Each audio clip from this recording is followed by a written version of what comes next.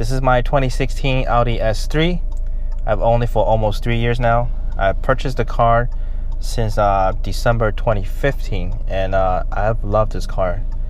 So I want to share with you guys the pros and cons of this car. And you know, every car, it's got the goods and the bads, so it's not perfect, but mostly this car has been great to me, and mechanically I have no issues with this car. It's been very reliable. If you enjoy going fast, I would definitely recommend getting this car. Pricing wise, for this car as equipped, it was about $49,000 brand new. So what this car came with is that it came with a Premium Plus package. It came with the Audi MMI navigation, and also came with the LED lighting package. So total, it will be around $49,000. Is it all worth it? Well, I sure think it's definitely worth it. I usually drive spirited on the highway, especially when entering the highway. I can beat pretty much most of the cars entering the highway. And around the corners, this car turns very well around the corners. The suspension is pretty stiff for a Audi model. I can understand that because, again, this is an S model, S3. So I can understand how stiff the suspension is. It doesn't really bother me when I'm going over bumps. I do feel them. You know, again, if you like sporty cars, sporty sedans, this is definitely the one for you. Okay, next thing I like about this car is the navigation system, the Audi MMI Touch navigation system. It does come with Google Maps. So right now I have it set up for Google Maps in 3D mode. As you can see, everything around me, the highways, houses, trees, is shown over here on the screen. I think this is a really nice feature. But the thing is that this navigation, it uses a SIM card to run. But then what I use is Freedom Pop SIM card. I pay $1 for that SIM card, and then I get 500 megabytes per month. That's all free, so I'm not paying anything for data. And if you can see right here, it says 3G network, which is perfect to run Google Maps. It doesn't use up that much data anyway.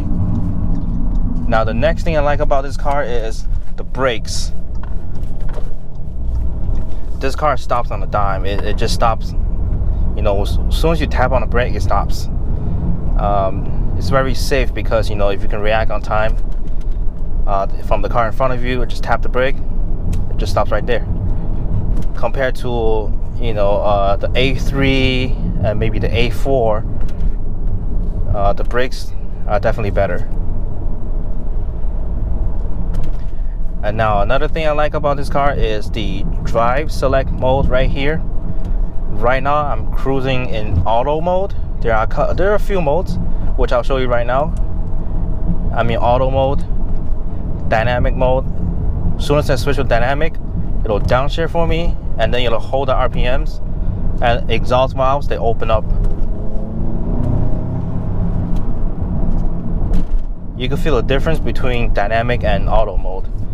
Next mode is, hang on a second, going over some bumps. There goes that stiff suspension right here. I'm going onto the highway right now in dynamic mode, just to show you guys how quickly it gets up and go. Slow it down real quick, check for traffic.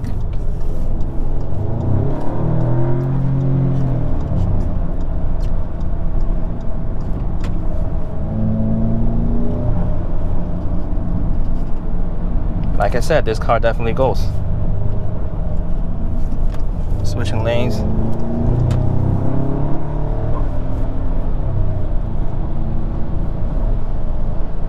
Man, this car is fun to drive. I love this car. So I was saying different drive modes. Dynamic right now. The next mode is comfort mode, and then that one after that is individual mode. With individual mode, you can adjust all the parameters yourself. Alright, gonna turn some corners right here. You can adjust the engine, steering, suspension, that would be the individual mode. It corners very well and with minimal body roll. And also there's paddle shifters behind the steering wheel. You can downshift.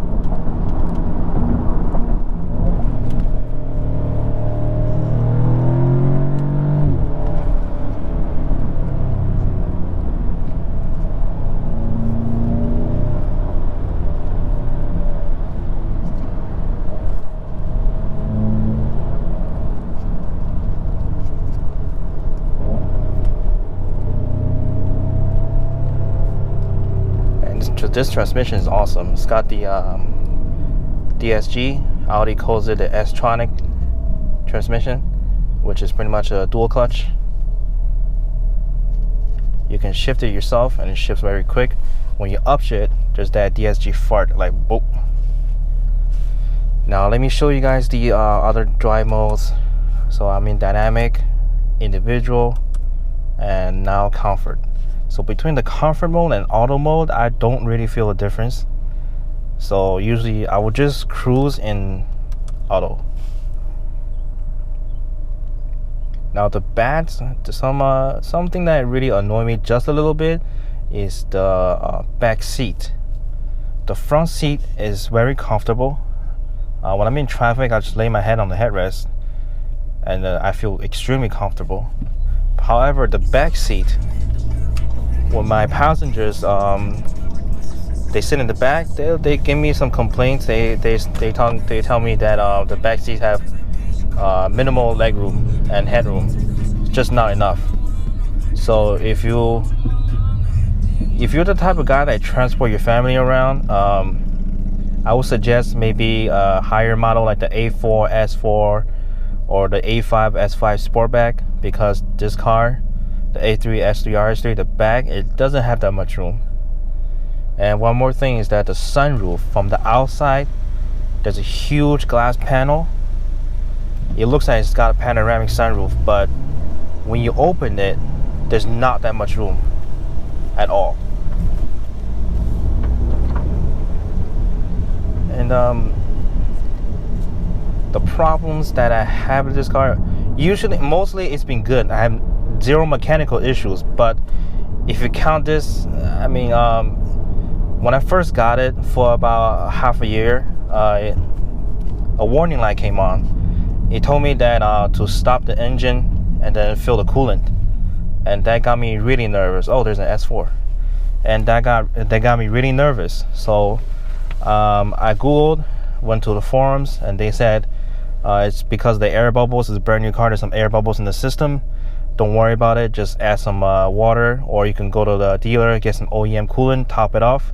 So that's what I did, and for a few months it was good. The coolant was good, but after another half year of driving, it came on again. So I went to the dealer. I had them check it out. They said it was no issues, so they just top it off. So twice the warning light came on, and ever since the second time, it never came back again.